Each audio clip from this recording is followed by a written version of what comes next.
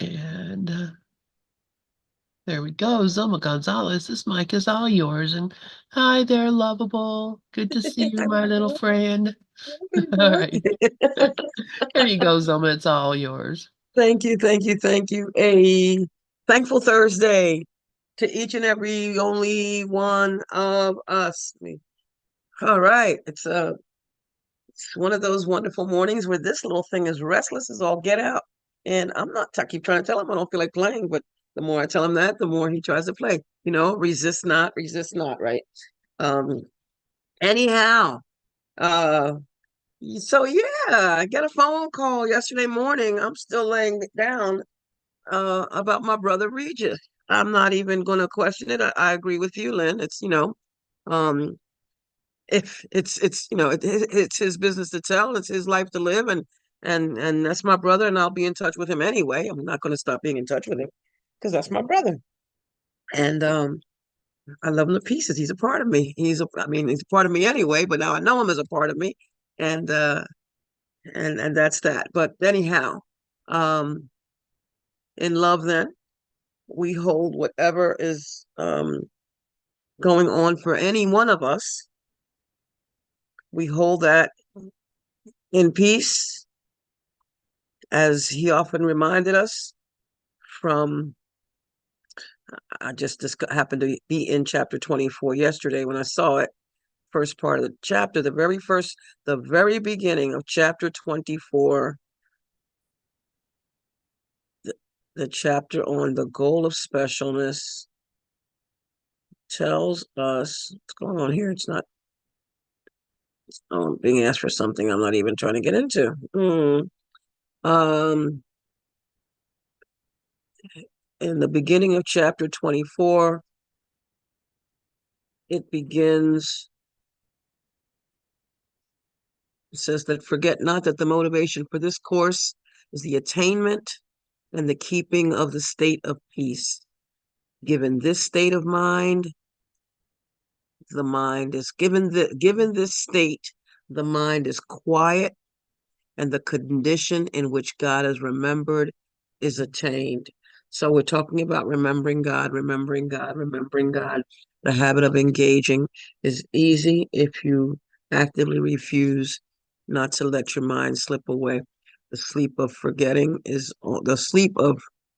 forgetfulness is only the unwillingness to remember.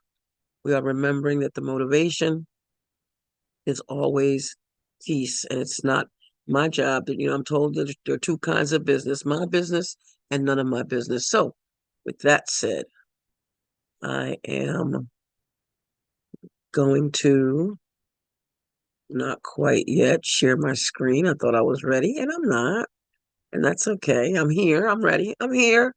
I'm ready. I had a great day yesterday. I had a great time yesterday. Every day is a great day. But I had a great time yesterday. I had a chance to hang out with one of my ACIM friends, and and got exactly what I needed. Got exactly what I needed. It's one thing. We come here. I come here, and I for 2.5 hours a week, uh, at least. I share about what's, about what religious science teaches and what A Course in Miracles teaches, and these mental sciences, what the mental sciences teach. 2.5 hours a week, I am, um, and prep time. Needless to say, prep time. Like, I don't just hop on, though that's subject to happen, and if it does, we just go with the flow. Uh, but I and throughout most of the day, about some stuff, not everything. I am right there, right there. Yep, spirit. Yep, spirit. Yep, spirit. Yep. I want to see. Help me see this differently. Yep. But sometimes, and this is the insidiousness of the ego thought system. It creeps in, and you don't even realize it's there. And I'm going to talk about that today. I'm going to talk today about primarily workbook lessons 70, 71, and 72, which to me are three go-togethers like 31 through 34 are. Um, that my salvation comes from me. But in the moments when things are happening, when things seem to be happening, we get caught up. And I'm saying we, I mean and I find myself, I have found myself waking up in the middle of the night, couldn't sleep because I couldn't get that thing off my mind, that thing that I was letting bother me. And I'm very careful to say that I am letting it bother me. I'm very, very careful to say that. But at the time that it's happening, all that me saying it doesn't mean a doggone thing because I'm letting it bother me.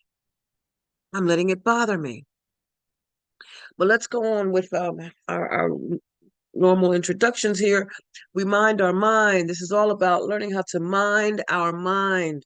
To learn how to think is to learn how to live, Dr. Ernest Holmes teaches. And the course teaches this is a course in mind training. All learning involves attention and study at some level because, as the course continues, an untrained mind can accomplish nothing, nothing, nothing, nothing. And Dr. Ernest reminds us that thoughts and things are but two ends of the same proposition, because the course reminds us that thoughts do create form at some level. There are no idle thoughts. And since it is impossible to stop thinking, Dr. Holmes continues, we cannot stop creating. Our choice is whether we shall create constructively or destructively, whether I'm going to get a peaceful night's sleep or whether I'm going to let myself wake up to disturbing thoughts that I'm letting disturb me.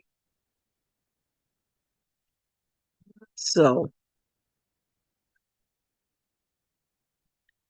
today, I'm going with there's nothing outside of you for what's right or wrong. So stop looking there. And that should continue. That should continue because because there is nothing right or wrong.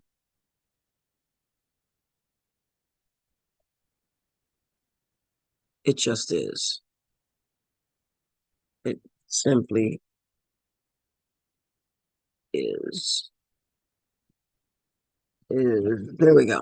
There's nothing outside of you for what's right. There's nothing outside of you for what's right or wrong.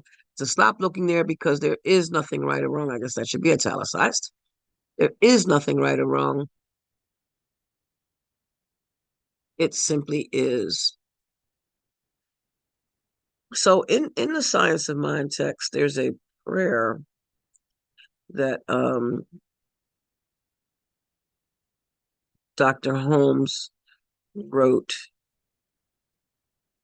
and it's under a heading, healing intemperance, and I had to look that up. Intemperance actually um, is alcoholism. Uh, and I'm looking at it, and I said, "Oh wait, this applies to any addiction." I'm not going to stop right there. Um, So I may need to change, the word intemperance is here. And when I, listen for the definition, it's specified alcoholism. But we're going to overlook that because, the form can be different, but the content is the same. For me, it was nicotine. For others, it's other things. Um, yeah, nicotine and material possessions. And for others, it can be something else. But we're going to look at that. We're going to look at, I think I'm going to save this prayer for later. I think I'm going to do that. I think I'm going to do that because it's powerful. But I do want to look at a combination of workbook lessons 70, 71, and 70, 70, 71, and 72, and some other things involving the mind. Let me bring the screen down here because I'm sitting here playing on the screen, and anybody who's watching this on YouTube is just saying, why is she just playing with the screen? Because I want it to look a certain way. And that's just something I like to do. Um, but other things pertaining to things outside of ourselves, or things that we think are outside of ourselves. Things that we think are outside of ourselves. So I was going through moving toward workbook lessons 70, 71, and 72. I was looking at other things that have always stood out for me. And for me, part of it begins in workbook lesson 15, 1-5. In workbook lesson 15, it reads that it is because the thoughts you think, because of the thoughts that you think, because we're taught that they're not our real thoughts, because what's real is what's permanent. And what's permanent is what God is. So the thoughts I think can't possibly be permanent because they keep coming and they keep going. They keep coming and they keep going. But it is because, workbook lesson 15 says, it is because of the thoughts you think appear as images that you do not recognize them as nothing. It is because the thoughts you think appear as images that you do not recognize them as nothing. And somewhere in the same lesson, it says that images can't see. It's like the image is the mirror. The image is the mirror. The mirror can't see. It is because the thoughts you think appear as images that you do not recognize them as nothing. You think them, and so you think you see them. And this is how your quote, quote, seeing was made. This is the function you have given your body's eyes. It is not seeing. It is image making. It takes the place of seeing, replacing vision with illusion. And this is the workbook lesson that says my thoughts are images I have made. My thoughts are images that I have made.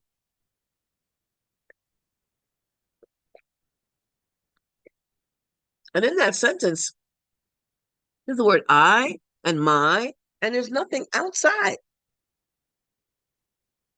There's nothing outside. I and my. These thoughts are images. My thoughts are images that I have made. So that's from workbook lesson 15. From workbook lesson 16, it states that everything you see is the result of your thoughts. There is no exception to this fact. Everything you think you see, rather, everything you see is the result of your thoughts. You know what? I think I'm going to put these things on slides. It's worth it. It is.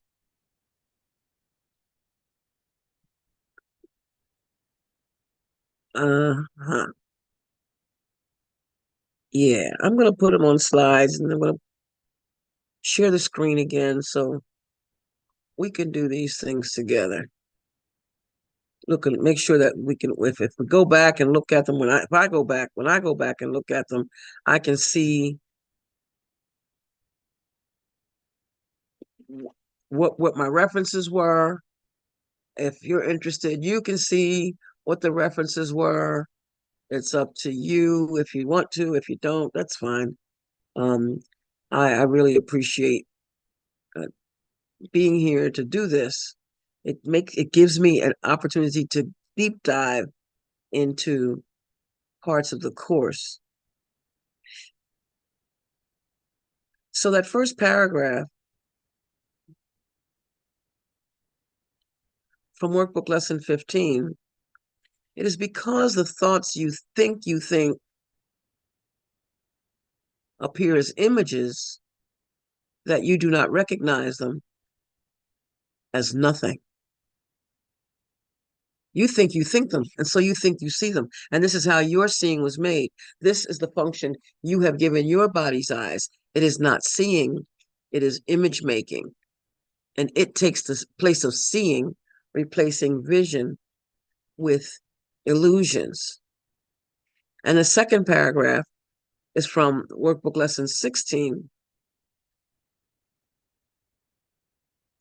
It's from workbook lesson 16, which states that everything you see, I'm copying and pasting as I'm speaking.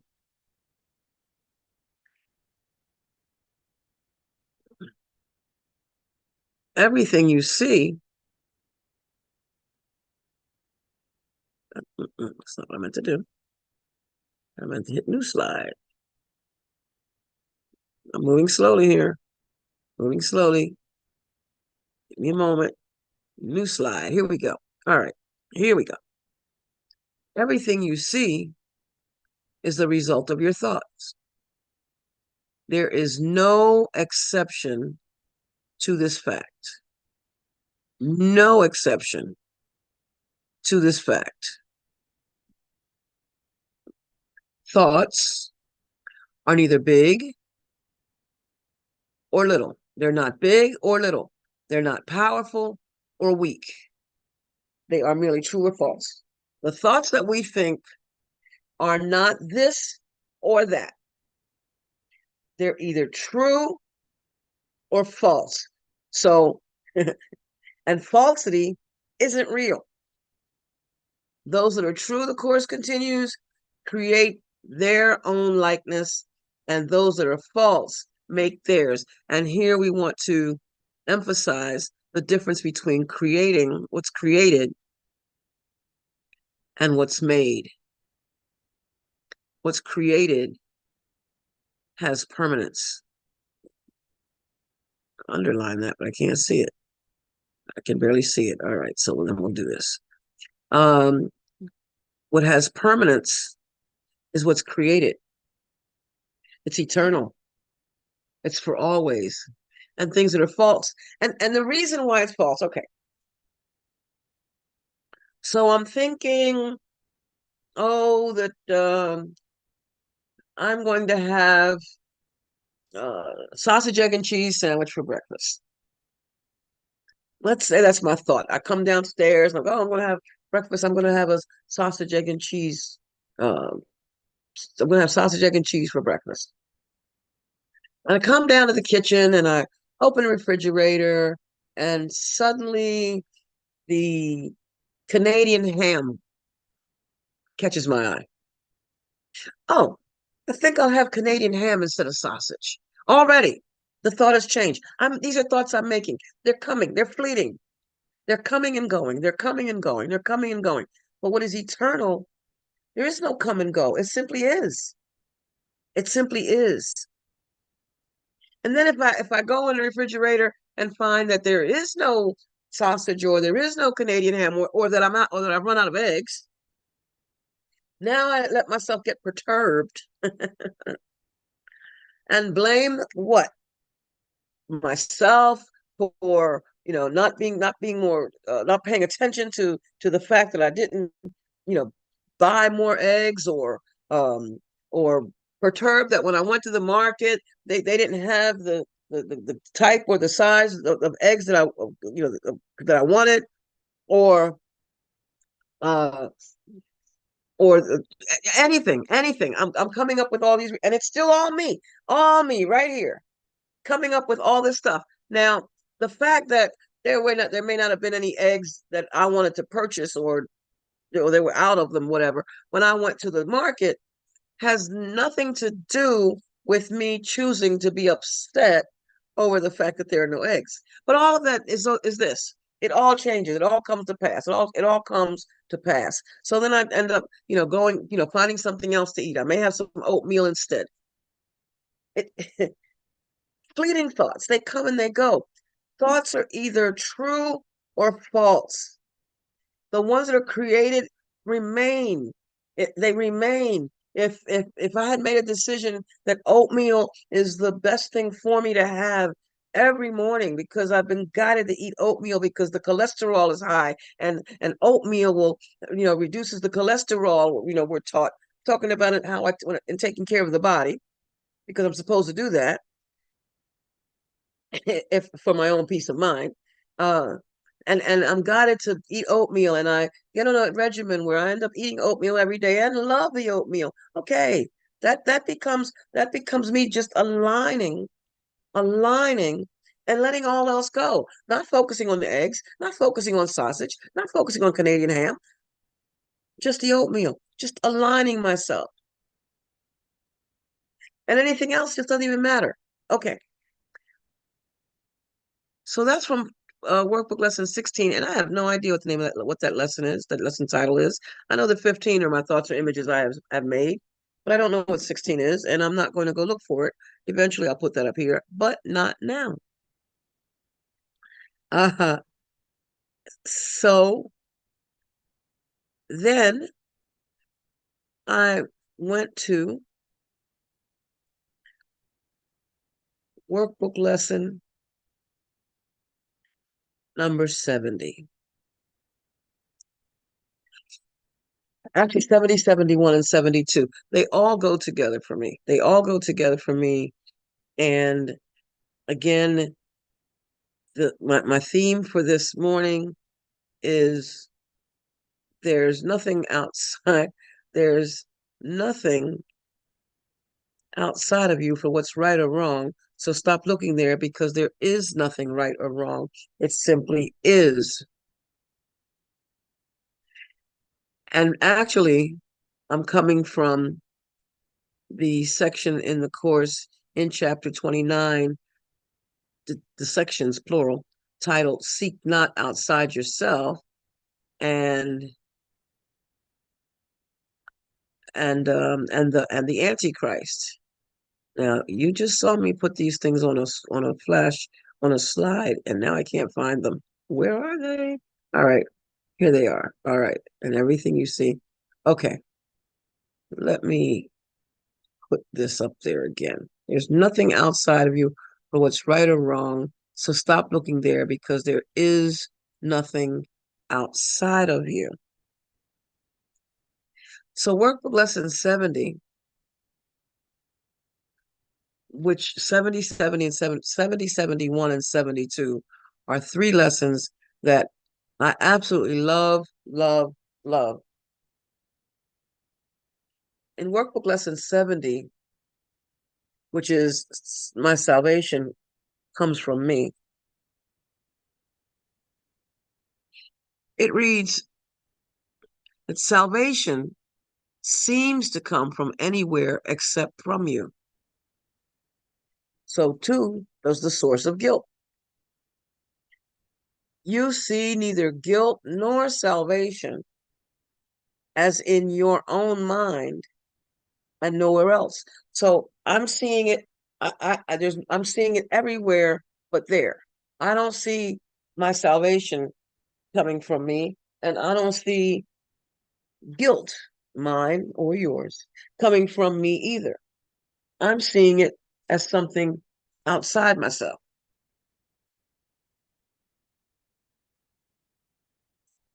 The course continues when you realize that all guilt and all guilt, I am going to put this on the screen. I'm actually, it's not on a slide. I put it in a Word document because I needed everything right at hand. And that's just the way I was doing it today. As I give Michaela a chance to come in and join us. I see you. You can't hide. um, um, so Michaela, since you just coming in, I don't know if you were listening on the other side, but um, today we are talking about that there is nothing outside of you that is right or wrong. So stop looking there because there's nothing that is right or wrong. Everything simply is. We started with parts of workbook lesson 15, that my thoughts or images that I have made. and pieces of lesson 16, and actually it's on the screen right now. But I'm getting ready to. I'm reading from workbook lesson number 70. It says that salvation seems to come from anywhere except from you, and so too does the source of guilt. You see neither guilt nor salvation as in your own mind and nowhere else. We don't see it there. We don't see it where it is. When you realize that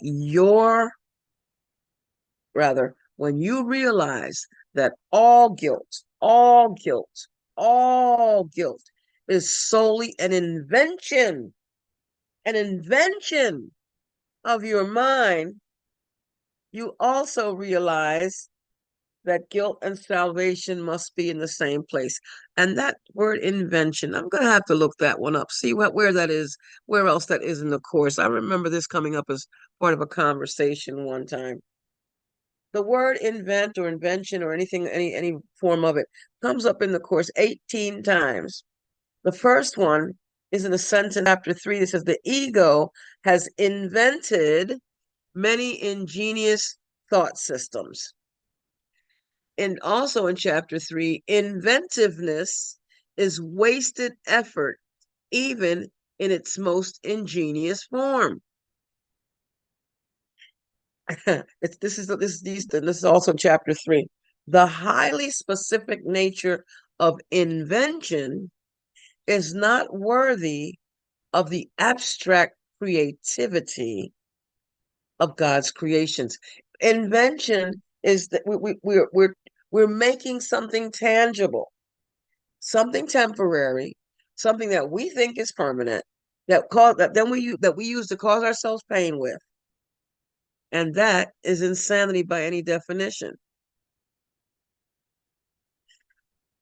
The most inventive activities of the ego have never done more than obscure the question, because you have the answer and the ego is afraid of you.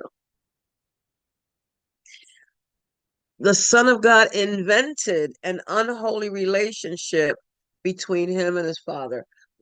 I have invented an unholy relationship between myself and my source,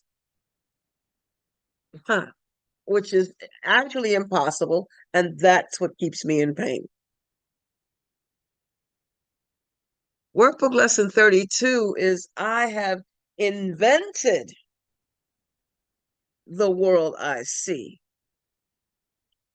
And it continues in that lesson. You are not the victim of the world you see because you invented it. Oh, that word invention. I have invented situations as I see them. There's a lot of workbook lesson 32. In 41, it says, the separated ones have invented many, quote, cures for what they believe to be, quote, the ills of the world. Inventions. In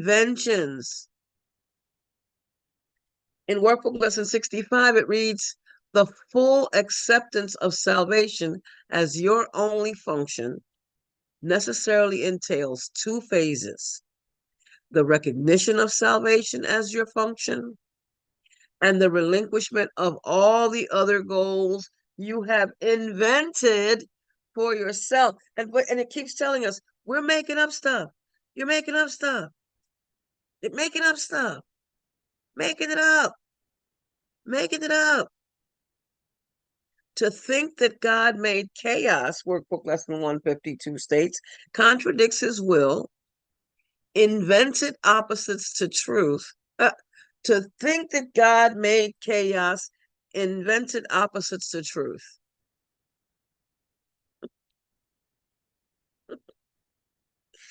Basically, and in workbook lesson 161, I'd have to read the whole comes before that. That complete abstraction is the natural condition of the mind. Complete abstraction, which I read in the first thing which talked about invention. Complete abstraction is the natural condition of the mind. The part of it is now unnatural. It doesn't look on everything as one. It sees instead but fragments of the whole, but only thus could it invent the partial world you see. I'm going to put that on a slide. I like that. I'm going to put that on a slide. It serves, or at least put it, or at least put it in what I'm reading. It's going on a slide. It's going on a slide. We are inventing, we are inventing, we are inventing, we are inventing the world we see. We're thinking it's real and we're letting it cause us pain. I make it, I make it hurt. I make it hurt me. I make myself believe that it's true. I make myself believe that it's real and I'm hurting. And I'm blaming something outside of myself for the pain. Wow. Thought I had stopped sharing the screen. Apparently I didn't. I don't know what you all were seeing on the screen. But anyway, I did put that on a slide. We'll maybe come get back to it later. So invention, let's see, go back to that. Salvation must come from anywhere except from you. And so too does the source of guilt. You see neither guilt nor salvation as in your own mind and nowhere else. When you realize that all guilt is solely an invention of your mind, you also realize that guilt and salvation must be in the same place. In understanding this, you are saved. And you know that one famous sentence in the Course, it says, the secret of salvation is that I'm only doing this to myself. Salvation is not an outside job. It's an inside job. It's an inside journey. And our decision to be in fear, which is also an inside job, comes from looking outside and thinking that that's where we can find it, that we can find the solution to fear, that we can make the fear stop, that something outside of me can do it. Even early in the Course, the voice of the Course says, don't ask me. I'm paraphrasing. Don't ask me to stop your fear. You made it. That's you. You got it. Detone and undo it. Undo, undo, undo. You crocheted that thing together, pull the yarn apart. Let it go. I'm gonna play that song. I'm gonna have to play that song today. That's by Karen Drucker. It's called Let It Go. Let it go. We're making stuff up. We're thinking that the world we see is real. This is it. This is really the truth, the whole truth, and nothing but the truth. And it's not the truth at all. At all. And we're thinking that what's outside of us is it. No, there is nothing outside of you that can help you. There's nothing outside of you. Let's read that in continuing in workbook lesson 70, that your salvation comes from you means nothing outside yourself can save you. Nothing outside yourself can give you peace. But it also means that nothing outside yourself can hurt you or disturb your peace or upset you in any way. And one of the reasons for that, if we go to workbook lesson, right after workbook lesson 50, in review 1, I have said it more than once. I'm going to say it again because it's worth repeating. Right after workbook lesson 50, in review 1, we're told that the peace is actually with us.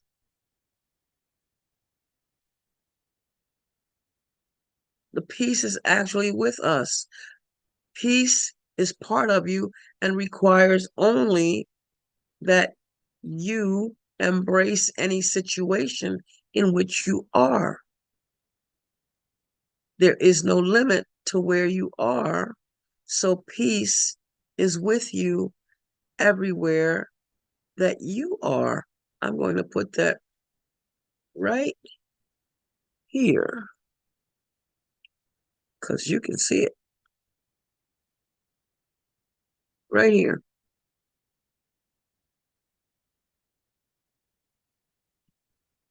Right there. Peace is part of you. So going back to the sentence in workbook, what was saying in workbook lesson 70, nothing outside yourself can hurt you or disturb your peace or upset you in any way. Nothing outside me. Because the first thing people are quick to say, and I've learned not to say it. I have to be I'm very conscious of, saying that I feel, I think, I let this bother me. I'm letting this bother me. I'm letting this bother me. But the first thing a lot of people say is, yeah, well, because you're bothering me, because you did this and it's your fault. And you're the reason that I'm feeling such and such. Peace, the course teaches, is part of us and requires only that we be there to embrace any situation in which we are. Now, Dr. Holmes, in The Science of Mind, says turn away from the conditions. Turn away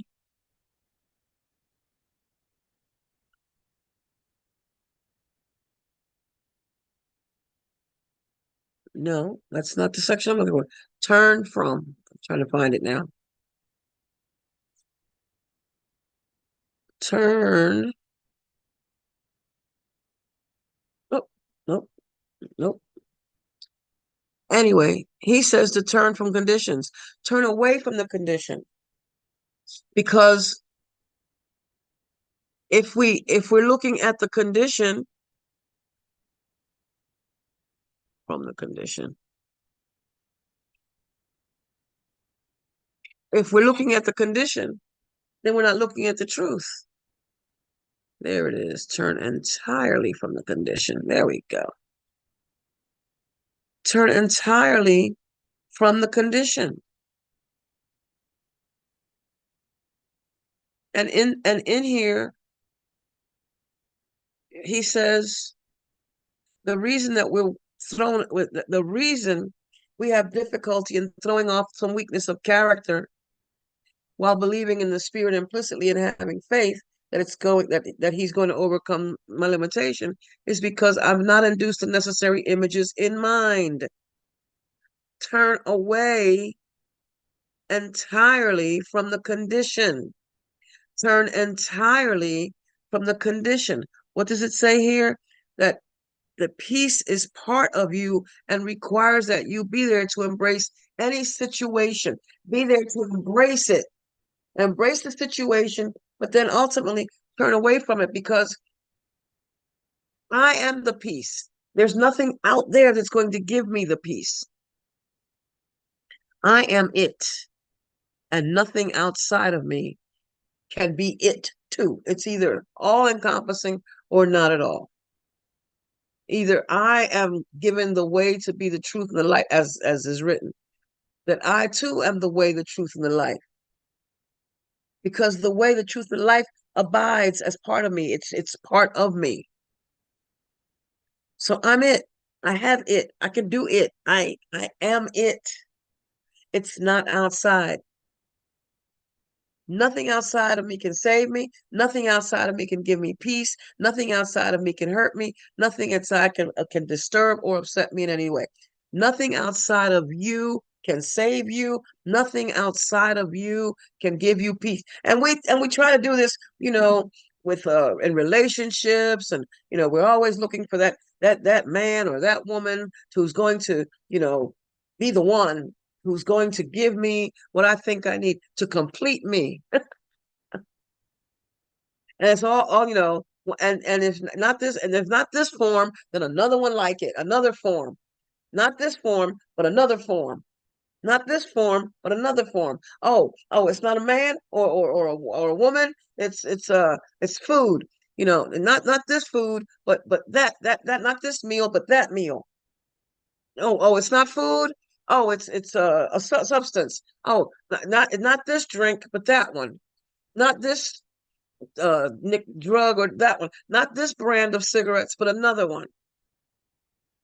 We keep the form. The form might be different, but the content is the same. This is where we're heading, about seeking outside of ourselves, what the Course calls the Antichrist. In Workbook Lesson 71, it talks about the ego's plan for salvation. And it reads thus: the ego's plan for salvation centers around holding grievances. You right, baby? It maintains that if someone else spoke or acted differently, if you didn't say that thing, I wouldn't feel this thing. If you didn't do that thing, if you hadn't acted like that, I wouldn't be embarrassed. I wouldn't be angry. I wouldn't hurt. Look, because of what you did to me. I'm not the victim of the world I see. I invented it over and over and over. I invented it. Made the thing up. Made it up and hurt myself with it.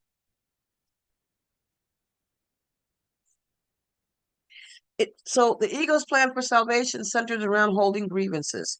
It maintains that if someone else spoke or acted differently, if some external circumstance or event were changed, you would be saved. So see, if when I went to the store, if they had had eggs, then I wouldn't feel deprived right now.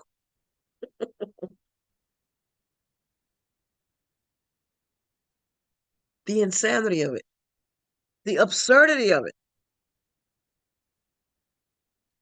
So again, the ego's plan for salvation centers around being in grief, holding grievances, being in grief. The ego's plan for salvation, that doesn't even make sense. The ego's plan for salvation, the ego's plan for your freedom centers around you being in grief. It maintains if someone else spoke or acted differently, if some external circumstance or event were changed, you would be saved. If you do this differently, then I. If you, then I. It's your fault. You're the blame. You're the reason why. Thus, the Course continues, and this part should all be blue for all intents and purposes. All of this is coming from the Course, all of it. But it's what's been with me. It's what's been with me. So we're going to do this. We're going to do it this way today.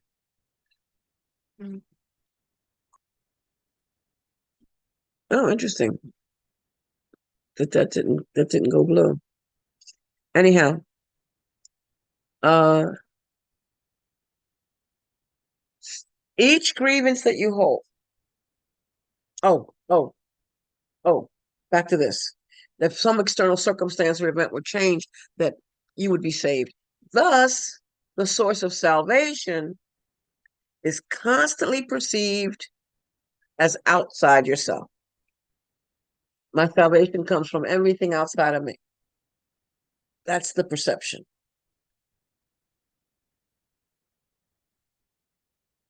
The role assigned to your own mind in this plan, this is the ego, in the ego's plan, is simply to determine what other than itself must change if you are to be saved. So I use the example of wearing blue tinted glasses.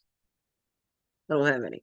But all right. So I'm wearing blue tinted glasses. Let's pretend for all intents and purposes that I'm wearing blue tinted glasses. And everything is blue. Everything I'm seeing is blue. Everything is blue. And I'm thinking, oh God, that shouldn't be blue. That should change. That what I'm looking at should change and not be blue. So I don't have to feel blue. Oh, well, and that over there, that should change. Oh, and that person over there should stop being blue. When in fact, the source of blue is right here. The role assigned to your own mind in the ego's plan is simply to determine what, other than itself, must change if you are to be saved. According to this insane plan, any perceived source of salvation is acceptable, provided it will not work. Because, the whole thing is seek and do not find, right? Seek and do not find. This ensures, the course continues, that the fruitless search will continue. So keep looking outside me, outside me. Oh, not this man, but that man. But I got to keep a man. I got to keep one because it completes me. I got to have one. It completes me. I'm incomplete. I'm not whole. I'm not whole unless I have a man, unless I have that meal, unless I have that drug, unless I have that next thing on the shopping list. I'm incomplete. And and how do I know that this is a problem? I keep talking about that thing. Oh my God. So yeah, so when I get offline here, I'm gonna go shopping for, this new thing because if I buy this will give me satisfaction. Oh no, well, when I finish with this relationship, I'm gonna go find me another one because that completes me. That makes me happy. It's what I need. Oh, well, no, when I finish this cigarette, and I used to do it, I'm gonna light another one because that's going to make me happy. The form is different, but the content is the same. Anywhere it goes, it's something outside of me. There is nothing outside of me that's going to satisfy. Nothing. In the 12-step program, they say one is too many, and 1,000 will never be enough. And that can apply to a cigarette, a drink, a drug, a man, a meal, clothing, whatever. One is too many, and 1,000 will never be enough for me to think that if that one will satisfy. Not one. Not one. How many times have I heard myself say, this is the one? Oh, yeah, he's the one. Yeah, no, wait, no, he's the one. No, wait, he's the one. He's the one at the moment. Seek not outside yourself. It will fail, the course teaches. We'll get to that part. I'm working my way there. And I'm going back to Dr. Ernest. Not in this moment, though. So here we go. I'm still reading from workbook lesson 71. According to this insane plan, any perceived source of salvation is acceptable, provided that it will not work. This ensures the fruitless search will continue, for the illusion persists. An illusion, distortion of fantasy. I mean, a distortion of truth. It's fantasy, illusion, a distortion of truth. This ensures that the fruitless search will continue, for the illusion persists that although this hope has failed, although this hope has always failed, there has not been a single thing outside that has really satisfied. Although this hope has always failed, there are still grounds for hope in other places and in other things. Well, not this man, well, then that one. Not this meal, well, then that one. Not this drug, well, then that one. Not this article that I purchased, but that one. Another person will yet serve better. Another situation will yet offer success. In the ego's thought system, in that insane plan, that becomes the case. And from workbook lesson 25, can it make sense to hold the fixed belief that there is reason to uphold pursuit of what has always failed? Does it make sense to keep going after and going after and going after the same thing over and over and over again? Form is different, but the content is the same. The form is different, but the content is the same. Going after the same thing over and over and over again. Can it make sense, chapter 25, can it make sense to hold a fixed belief that there is reason to uphold pursuit of what has always failed on grounds that it will suddenly succeed and bring what it has never brought before? Oh, well, see, this man isn't the one, but that man, oh yeah, this is the one. This is the one. He's the one that's going to make me. He's the one that's going to complete me. This one. This meal is the meal, is the, oh my God, this is the best, ice cream I have ever had. Oh, I've got, and here I am now. Zulma has rediscovered the Haagen-Dazs ice cream bar that's chocolate on the outside with the almonds, with the nuts on the outside, and there's vanilla on the inside. Vanilla has always been my favorite flavor, and I rediscovered them. And but one is too many, and 1,000 is never enough. I can eat one, and I want another one. I'm careful to limit them to one a day, or at least one when I have it, or and not let myself run out. But again, it's the same. It doesn't matter. It doesn't matter. The form might be different, but the content is the same. Hi, my brother. Regis is in the house. Good to see you, loved one. Or good to know that you're here, loved one. Um, can it make sense to hold a fixed belief that there is reason to uphold pursuit of what has always failed on grounds that it will suddenly succeed and bring what it has never brought before? Its past has failed. It failed before, it's going to fail again. It failed before, it's going to fail again. I bought one of those halos with my last car. I had bought a halo because I had seen how this thing, could start a truck. It's a battery pack, a power bank, one of those power banks. It can start a truck, and it's it worked. It was doing quite well. My battery in my last car, it was going dead every couple days, and so this halo would keep jumping it, and the halo would keep jumping it. Now the halo, which would be the external source in this case, it seemed to work for a moment, but it continued to fail, and it failed, and it failed. Its past has failed. Did it make sense to keep on using the halo, thinking that the battery was going to finally continue to work when its past had failed? Now, I have to admit that, the reason why I kept doing that is because when I took it to the AutoZone, they said, or was it, I took it to one of them, AutoZone, they said that it wasn't the battery. And I took it to Pep Boys and found out, of course, that it was. It needed change. They said it wasn't the battery. Yeah.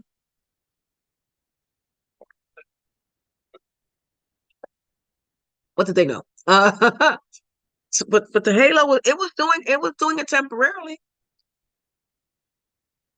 but it couldn't do it permanently because its past had failed. Its past had failed. And Dr. Ernest, I'm bringing the screen down for a minute. And Dr. Ernest, he says, turn entirely from the condition. or limited situation to its opposite, to the realization of health, which is within, happiness, which is within, and harmony, which is within. This is spiritual treatment. This is we're treating our minds. Remember, this is a course in mind training that requires attention and study at some level. Because an untrained mind learns nothing. Spiritual treatment. Spiritual treatment starts with perfect God, perfect man, perfect person, and perfect being. None of that is outside. That's all from the inside. And that statement consciously removes any belief which denies anything outside. He goes on to say, look only at what you want. Never look at that which you don't want to experience. But no, what do? We're looking outside. We're seeking outside ourselves. And now I'm coming back to the course. And back to the screen. Let's share it. Back to the screen share. Okay. One of my favorite sections in the course. Seek not outside yourself. This is from chapter 29, section 7. That is the title of the section. Seek not outside yourself. For all your pain, all of it, every single thing that hurts you, that you think is hurting you, because in truth, as I read earlier, nothing outside of you can hurt you. Nothing outside of you can bring you peace. There's nothing outside that can hurt you. There's nothing outside that can hurt you. All your pain comes from a futile search for what you want, insisting where it must be found. It must be in that man. Oh, yeah, that brother, that's the one. Mm-hmm. No, wait, it's that meal. Oh, God, this could be the last supper every time. This could be the last supper as your cholesterol gets higher, as your blood pressure goes up, as your blood sugar goes through stuff. And yet, and I know someone, I knew, because he passed, someone who had his body had been diagnosed with diabetes, and he refused to accept it. So they cut one of his legs off. He lost it. He lost the ability to use his leg. And still, well, he figures, well, now I'm all right. This is not. I'm not doing this. And so they cut the other leg off. And he figures, well, then I'm not. I must be healed. I don't have. He wanted to deny that that his body had this condition, and denied that that any form of medication could assist. And so he passed. And now he, at least in the form, he does not having that problem anymore. That's the way it is. All your pain comes simply from a futile search. Futile. I'm not sure that word's pronounced. I like futile. From a futile search for what you want, insisting where it must be found. It must be in that man. Mm, mm, look at it. Must be him. Oh, not that one? Okay. It must be in that man. Look at him. Ah, it's not in that man. It's not in that meal. It's not in that drug. It's not in the thing that you shop for next. It's not there. Insisting where it must be found. What if it's not there? That's not even a question. I'm telling you, it's not there. It's not there. Do you prefer to be right or happy? Here it is. Anybody, we say it all the time. Anybody want to know where it is? It's in chapter 29, section 7, in the first paragraph, in the 9th sentence. So you want to be right or happy? If you want to be right, then keep on looking for that next man. You keep on looking for that next meal. You keep on looking for that next drug. You keep on shopping. Keep on. You want to be right and miserable? Go right ahead. Be glad the Course tells you that you are told where happiness abides. We're told that it's within. It's not out there. Seek not and seek no longer elsewhere. You will fail. Fail, fail, fail, fail. What I just read of chapter 25 and from chapter 25, its past has failed. Trying to uphold pursuit of what has always failed. Seek not outside yourself. You will fail. But it is given you to know the truth and not to seek for it outside yourself. It is given you. You are told you are the kingdom. You are told your worth is established by your creator, by your source, and that you can't leave your source. That there is nothing outside of you. There's no such thing as God. And I just read from Emma Curtis Hopkins that I am my own understanding of God.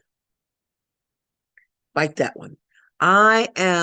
You are your own understanding of God.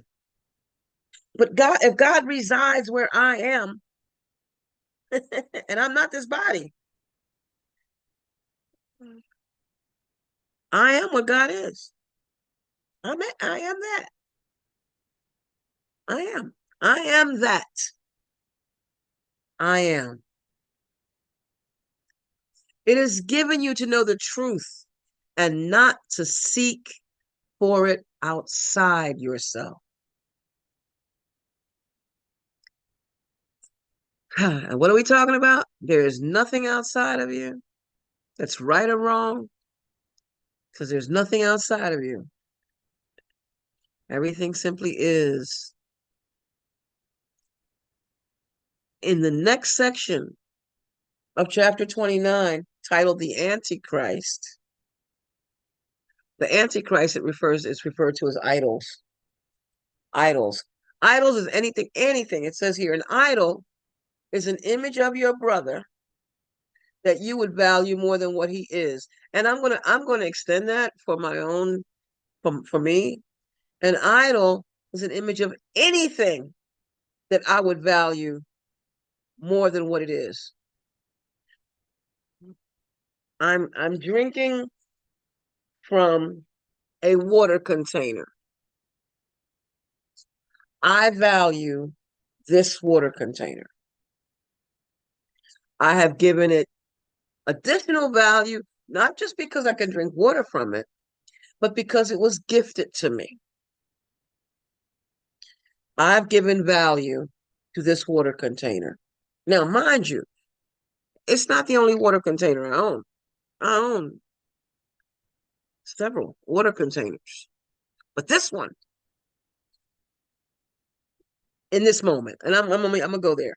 In this moment, this water container, this is the one. So if I lose this, if this, if I should happen to lose this water container, or it, I don't know. I don't know if the inside can rot or whatever. Is my life going to depend on that? If so, I am seeking outside myself. I am making this something that I value more than what it's a water holder, and I'm using it for its purpose. In this case, water. It doesn't make the water taste better. It keeps it cold. It doesn't do anything for the but for me, this water container, this liquid container means a lot to me because it was gifted to me. In this moment, this container means more to me than this container for that reason. Now, I talked about these fleeting thoughts. This container will keep something colder longer or something hot longer. This one. Fickle? Oh, not this one, but that one. No, no, not that one, but that one. Oh, this one will complete me. No, that will complete me. No, no, no. This is the one. What? Come on. When do we get past that? When do we stop looking outside to think that something outside is going to save me? Oh, because see, if I don't have this container, I won't have any water, and then I'll be thirsty, and then I'll die. And what was I doing before this container came along?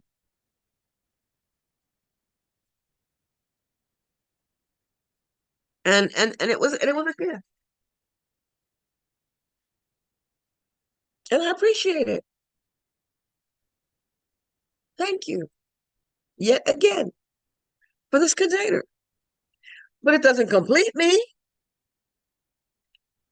There's a passage in the course that says a sentence that says something about that we become uh, our environment becomes part of us, and we become part of our environment. We make ourselves. We merge ourselves. And that's not. I'm not. That's not a quote. But we attempt to embody our environment.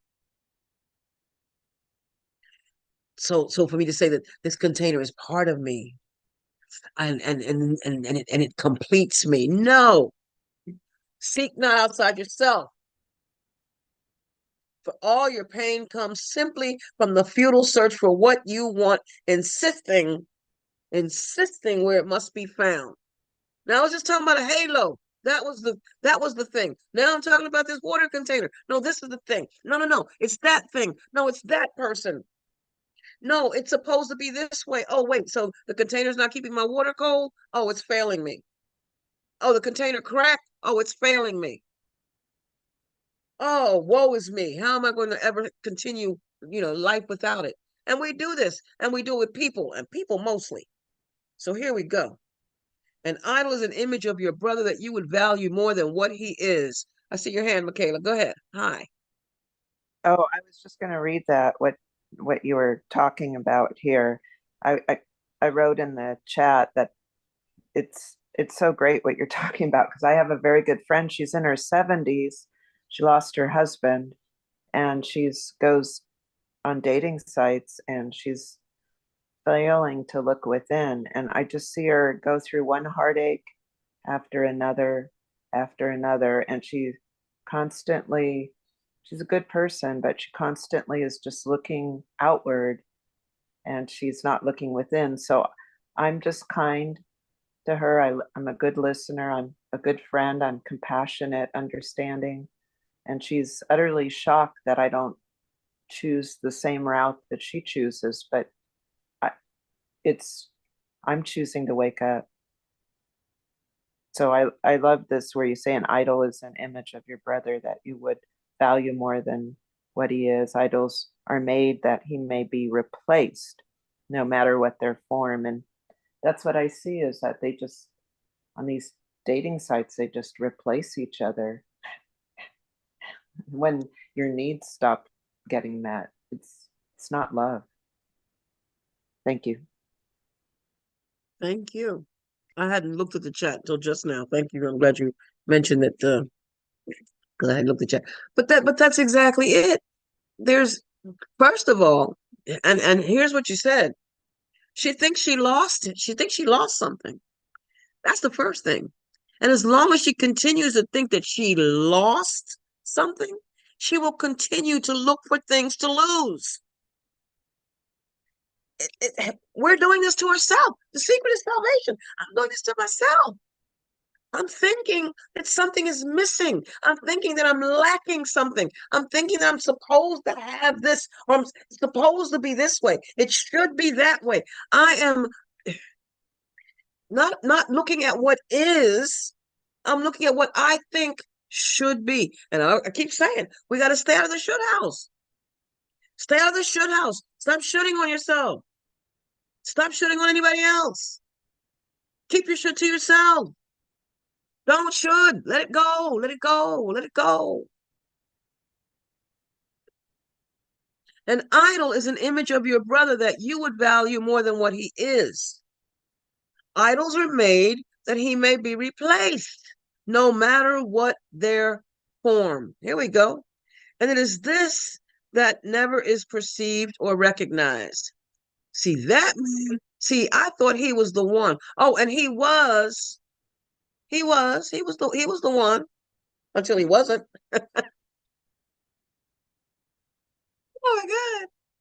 This thing or whatever, it's the one until it's not.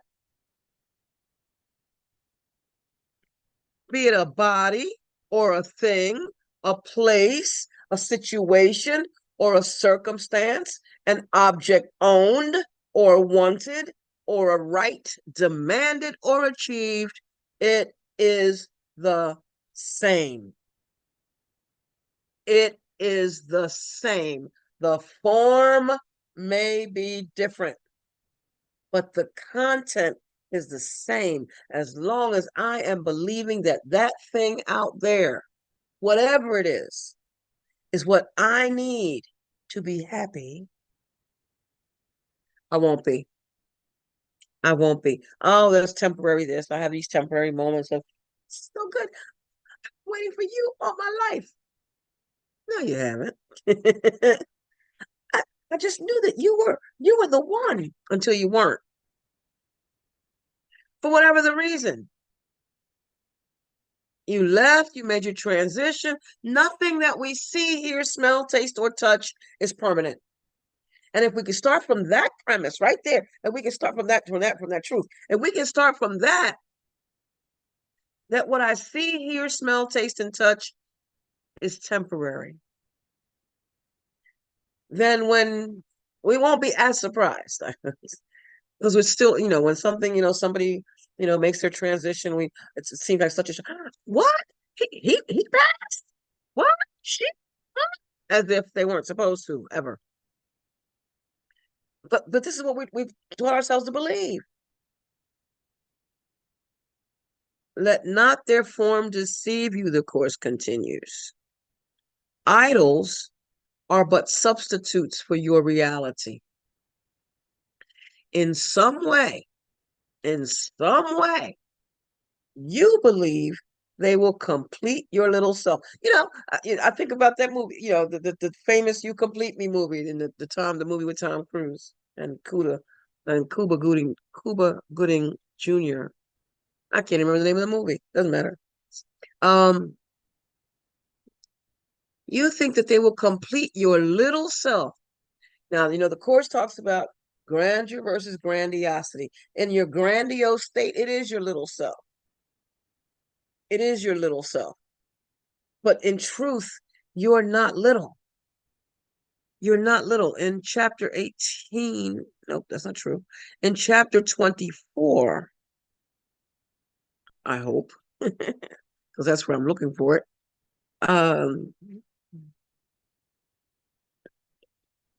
Is it in chapter 24? You know what? I got to do this in my book. I have to do it in the book because I know it's a left side page. I know that it is highlighted. I'm pretty sure. I want to say it's chapter 20. It is in chapter 24. Yes, indeed. In chapter 24, in section 3, in the forgiveness of specialness. We stop this share and bring up a share of the course. It reads in paragraph 3, it is not you, the real you, the spirit. It is not the real you who are so vulnerable and open to attack that just a word, a little whisper that you do not like, a circumstance that doesn't suit you, or an event that you did not anticipate upsets your world and hurls it into chaos. It's not you who are so vulnerable that these things upset your world and hurl it into chaos. Remember, from review 1, you are the peace. You don't find your peace. You don't protect your peace. You are the peace. So if you feel like you have to protect yourself, then you're not trusting God. You're trusting in your own strength.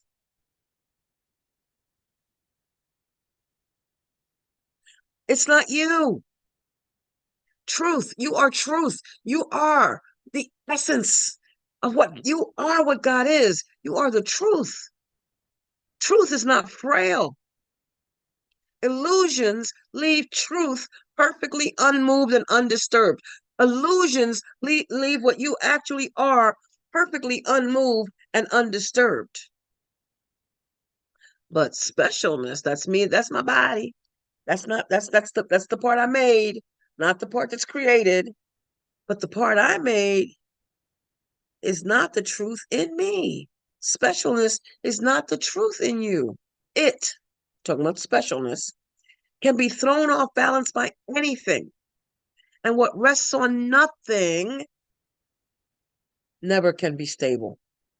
However large and overblown it seems to be, it still must rock and turn and whirl about with every breeze. Now let's take a rock. Let's take a boulder. Let's take a great big old boulder. And let's take some really hard waters. Dam, burst breaks or whatever, or the rivers flow so hard. That thing can move. That thing can wither. That thing can eventually disappear. It still rests on nothing because it's temporary. It rests on nothing because it's tangible. What rests on nothing never can be stable. Without foundation, nothing is secure. Nothing. So it's not you. It's not you. There's nothing outside of you that can complete you. Let not their form deceive you. Idols are but substitutes for your reality. Substitutes for your reality. And that's saying that you're looking for a substitute for God. Substitutes for your reality. In some way, you believe they will complete your little self for safety in a world perceived as dangerous, with forces massed against your confidence and peace of mind. They, in your mind, in the ego thought system, they have the power to supply your lacks. The lacks you think that something's missing. They have the power to complete you and add the value that you do not have. So now you're saying, I am not valueless. Because I'm valuing my body. I'm valuing my external self. I'm valuing the need for touch. I need you to touch me. I need you to feel me. I need you to talk to me. I need you. There's a song called "I Need You to Survive," and I love the song. I love the song, and I love the words to the song. But the title, as I'm in this context, doesn't work in this context. Hi, Sharon. Welcome. In this context, I don't need you to survive. Although, if I look at you, the real you, then you're me. It's just we don't need salvation. We're already safe. We're already secure. We are in God. We are in God. We live in it. We move in it. We have our being in God.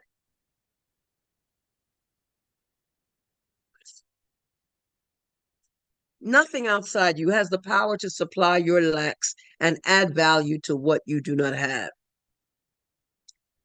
No one, no, not one of us, believes in idols who has not enslaved ourselves to littleness and loss. We have forgotten who we are. We are not remembering who we are. We are thinking that there's something outside of us. We are thinking that something outside of us that can complete us. We are thinking that there's somebody. Regis, I don't know if you were here. I'm trusting that you're listening. I got a phone call yesterday morning because I wasn't able to um, uh, hear you on Tuesday because I was out running with I belong now to an organization called Angels on Call, and I had mentioned that I am assisting a gentleman with what has been labeled as a terminal condition. But it's terminal for all of us. Our bodies, they're all gonna go. But medically, he's been, and so I had to be out with him from 9:15 in the morning here, which is 8:15 for you. But anyway, the time that you were um uh teaching, I wasn't here. I got a phone call yesterday morning at 8 something. I got a phone call of someone who wanted to know. So, Regis, I, I he's not going to be there anymore. Do you know why? And my first thought is, I don't tell you what my first thought was. I couldn't help but my thought was, I said, well, if he didn't say why, then it's not for you to know. Whatever it's his business. That was the first thing. But and and it's someone who's relatively new to our group. So and I appreciate it. I appreciate that they've taken to you, and love you, because everybody loves Regis. Let's call it what it is. Everybody loves Regis. And I start getting questions that, of course, I couldn't answer. I'm just, what? And he's not. Oh, none of that. And I said, and I'm not going to ask him. I said, I'll be in touch with him, but I'm not going to ask him because it's not my business. If he meant for us to know, he would say, and I love what, because when I came in this morning and I heard it again, um, and I smiled and I smiled, but nevertheless, I'm not seeking outside myself. I'm not. It felt like that. That's what it felt like, there's somebody else in another ACIM group, not involved with us at all, who was telling me about the particular person that they listened to, and I said, I listen to a whole lot of people, and I like a whole lot of people, and a whole lot of people, but I refuse to let myself get caught up in any one person, in anything that I can see, hear, smell, taste, and touch. Because surely, here today, physically, here today, gone tomorrow, then what will I do? Then what? Am I supposed to, stop studying the course? Because this book, anything outside of me that I think is going to save me is I'm using to cause me grief. The course says there's only one appointed friend. Anything that I think outside that can hurt me will. Anything that I think, even if I don't think it can, it still will, because it is temporary. Don't look at, it says, don't look at the form. Don't let the form deceive you. Don't let the form deceive you. It still is what it is. It's temporary. It's always temporary. I'm going to close this with a piece from Dr. Ernest Holmes, right where I started. This was my topic for today. There's nothing outside of you for what's right or wrong. Stop looking there, because there is nothing right or wrong. It simply is. But what I'm reading is actually from Dr. Holmes, a section called Healing Intemperance.